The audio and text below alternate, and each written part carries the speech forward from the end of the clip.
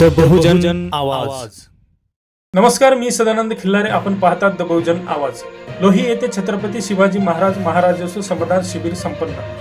सविस्तर बातमी अशी की तालुक्यातील लोही येथे आज दिनांक 14 मार्च 2026 रोजी महाराजोत्सव समदान शिबिराचे आयोजन करण्यात आले. 7 मार्च पासून तालुक्यात सुरू झालेल्या या शिबिरात आरोग्य विभाग, महसूल विभाग, कृषी विभाग, एसटी महामंडळ, महिला व बालकल्याण, ग्रामविकास अशा विविध विभागाच्या सेवा एकाच छताखाली नागरिकांना पुरविण्यात येत आहे. दरम्यान आज लोही येथे या शिबिराचे आयोजन करण्यात आले. सर्वप्रथम या शिबिराचे मार्गदर्शक म्हणून लाभलेले यवतमाळ जिल्ह्याचे जिल्हाधिकारी विकास मीना साहेब यांनी छत्रपती शिवाजी महाराज यांच्या प्रतिमेला पुष्पमाला अर्पण केली व दीप प्रज्वलन करून या शिबिराचे उद्घाटन केले. या कार्यक्रमाचे अध्यक्ष दारव्हाचे तहसीलदार राजेश पोळ उपस्थित होते. सोबतच गटविकास अधिकारी राजीव शिंदे, नायब तहसीलदार गजानन गुल्लाने, लोही मंडळाचे मंडळाधिकारी बाळकृष्ण गाडवे, शिवसेना शिंदे गटाचे जिल्हा संपर्क प्रमुख यशवंत पवार, शिवसेना उबाटाचे उपजिल्हा प्रमुख अजय गाडगे, माजी जिल्हा परिषद सदस्य पंढरीनाथ सिंहे, ग्रामपंचायत लोहीचे सरपंच संजय शिंदे, उपसरपंच राजू हळदे, ग्रामविकास अधिकारी विद्याधर चौधरी, इतर कर्मचारी आणि हजारो ग्रामस्थ उपस्थित होते. दरम्यान जिल्हाधिकारी विकास मीना साहेब यांनी उपस्थितांना संबोधित करून शासनाच्या प्रत्येक योजनेचा लाभ जनतेने घ्यावा अशा सूचना केल्या. आमच्या पुढील बातमीच्या अपडेट्ससाठी चॅनलला आत्ताच सबस्क्राईब करा, व्हिडिओला लाईक आणि शेअर जरूर करा. धन्यवाद. छत्रपती शिवाजी महाराजोत्सव अभियान समाधान शिबिर टप्पा क्रमांक 1 लोही मंडळामध्ये आयोजित केलेले आहे. आज संपन्न होत असलेल्या या समाधान शिबिराच्या कार्यक्रमाचे अध्यक्ष आपल्या दारव्हा तालुक्याचे तहसीलदार सन्माननीय राजेश पौळ साहेब हे स्वीकारतील अशी मी त्यांना विनंती करतो. तसेच विशेष अतिथी तथा मार्गदर्शक आपल्या यवतमाळ जिल्ह्याचे जिल्ह्यासाठी योजना करतोय, त्याची अर्हता फिक्स करतोय. जर आपण त्या योजनाची माहिती वेळेवर घेतली आणि त्या अनुषंगाने ज्यावेळी त्याची अर्ज येते, जसा आता हे शिबिर मध्ये तुम्ही चांगल्या रीती म्हणजे जे अर्जचा नमुना भरून दिला तो पुढच्या पिरियड मध्ये त्यामध्ये तुमची निवड होणार आहे. जसा शेतीच्या संदर्भात लॉटरीच्या सिस्टम मध्ये आपण अर्ज घेतोय, तो ते ऑनलाईन अर्ज जर कोणाने घेतली तर ज्यावेळी आपले फास्ट कम फास्ट सर्व प्रमाणे लॉटरी येते त्यावेळी कृषीची कोणती योजना आहे त्याचा लाभ आपल्याला भेटू शकत आहे. जेव्हापर्यंत आपण अर्ज करणार नाही, जेव्हापर्यंत आपण योजनाची माहिती स्वतःकडे ठेवणार नाही, तेव्हापर्यंत त्या योजनाचा लाभ आपल्यापर्यंत पोहोचू शकत नाही. काही वेळी असा असतो की या कॅम्प मध्ये परिवारचा मोठा माणूस आला असेल, पण मुलांसंदर्भात या लोअर आपले वयोगटचे मुलं आहे त्यांच्या संदर्भात काही योजना असेल, मुलींसंदर्भात काही योजना असेल, शिष्यवृत्ती संदर्भात काही योजना असेल, त्याची माहिती जर आपण यामध्ये घेतली तो एक चांगला आमचा पर्पज जे जिल्हा प्रशासनचा आहे या शिबिर मार्फत ते आमचा सर्व होऊ शकत आहे. या अनुषंगाने आपण युट्यूबवर व्हिडिओ टाकलेली आहे. आपले जितके बी डिजिटल टूल्स आहे, आपली जिल्ह्याची वेबसाईट आहे त्याच्यावर व्हिडिओ टाकलेली आहे. व्हॉट्सअपवर एक चॅटबॉट पण बनवलेला आहे. जवळपास 52 योजनांची त्यामध्ये माहिती आहे. त्या योजनामध्ये काय लाभ भेटतो, कोणती अर्थ आहे, कुठे तुम्हाला अर्ज करावा लागतो त्या संदर्भात माहिती मिळते.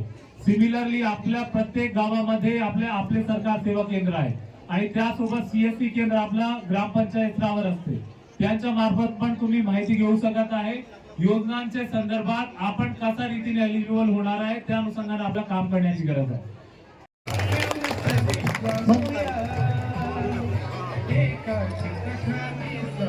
माननीय तहसीलदार महोदय,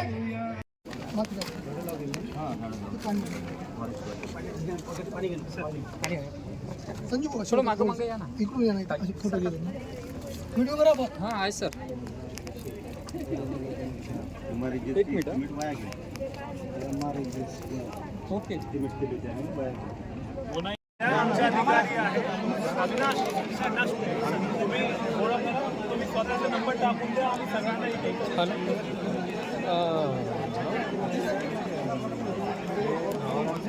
आधार कार्ड का घेतला आहे कोण? आधार कार्ड याचा निराधार करताय आहे ना.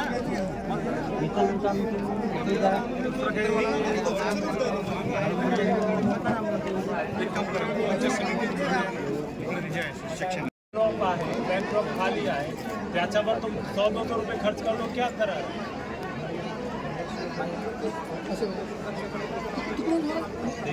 उसके बाद में भी तुम्हें 10 कैंप लेने ना, हर एक मंडल में लेने. ये 2 बोर्ड लगा के क्या समझ में आने वाला है.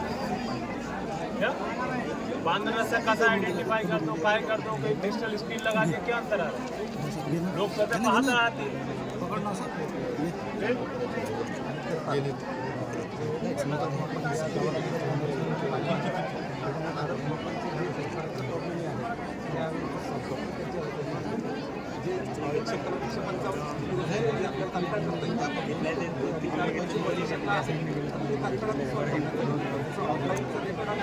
तुमच्या आता चोपडेबंदीच्या आलेल्या त्या संदर्भात माहिती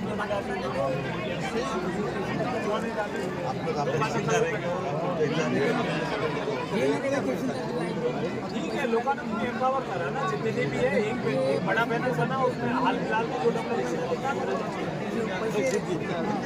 बैकड्रॉप बनाना आजकल तो हर कोई बनाने के लिए